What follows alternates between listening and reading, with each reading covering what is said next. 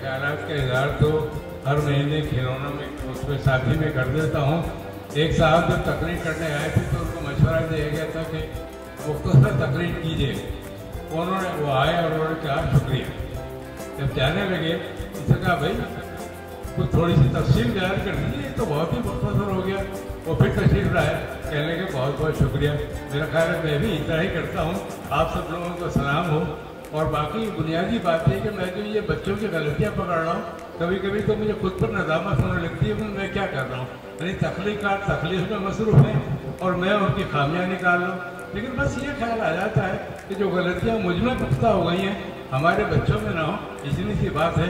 बाकी अल्लाह ताला खैर बरकत अता करे। अभी जो साथी के बारे में बात हुई थी कि वो नए कलमकार आए, मैं भी बच्चों के रिसाले में पहला कलमकार हूँ भाई। इस उम्र में जाके बच्चों के लिए लिख रहा हूँ। आप लोगों का बहुत शुक्रिया।